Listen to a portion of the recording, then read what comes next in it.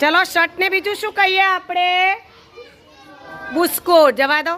સરસ, very good. જો સાદી લે એનો બીજો શબ્દ શોધ્યો. સરસ. ચલો ગજવું. ચલો ગજવું શબ્દનો બીજો શબ્દ. ગજવું એટલે ગજવું, ગરજવું નહીં. ચલો ગજવું એટલે ના, પાઠ જ ભણ્યા હતા એના વિશે. આપણે પાઠમાં શું હતું?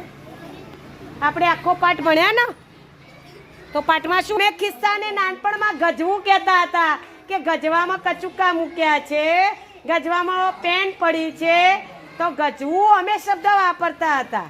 ગજવાને શું કહેવાય? ખિસ્સું. ચલો ખિસ્સું શબ્દ શોધો. ચલો કોણ કરશે ખિસ્સું શબ્દ? રોનક. ચલો રોનક ખિસ્સું શબ્દ શોધશે. ચલો ખિસ્સું.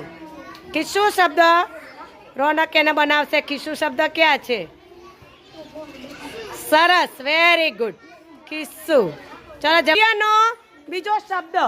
આપણે સૂર્યના બીજા શબ્દમાં શું કહીએ? ચલો ધાર્મિક બોલશે, લખશે. ધાર્મિક. સૂર્યને બીજું શું કહીએ આપણે? સૂરજ. ચલો સૂરજ કોણ શોધશે? ધાર્મિક. ચલો આવતા રહો. સરસ, વેરી ગુડ. વિદ્યાલયને શું કહેવાય? ચલો રિષભ કરશે વિદ્યાલયનો જવાબ. વિદ્યાલયને બીજું કયો શબ્દમાં બોલીએ આપણે? નિશાળ. સરસ. બીજું શું કહીએ? અંદર આપ્યું છે એ શોધવાનું છે. ઘણા બધા નામ થાય. ચલો શાન. પંખીને શું કહીએ આપણે? ક્યાં છે પંખી શબ્દનો? એનો સમાનાર્થી શબ્દ શોધો. ચલો શોધો તો. સરસ. પક્ષી. શું કહેવાય? એને વિહક પણ કહેવાય. શું કહેવાય? વિહક એટલે સારું. સારાના બીજું શું કહેવાય? સારું હોય બીજું શું કહીએ આપણે? અંદર આપ્યો છે શબ્દ. ચલો શું કહે છો? સારું હોય તો એને શું કહીએ?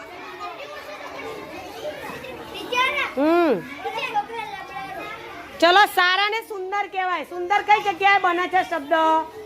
સુંદર પણ કહેવાય. ચલો નિશાલ. બીજા કોઈને આવડે છે? સુંદર શબ્દ કઈ જગ્યાએ બને છે?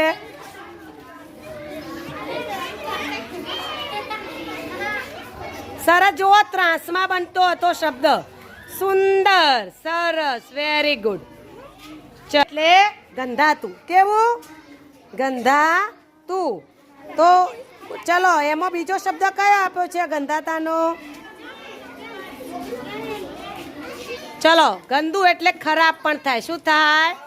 ખરાબ. વેરી. તો તમારી સ્વાધ્યાય પોથીમાં જગ્યા આપી છે ને, ત્યાં લખવાના છે.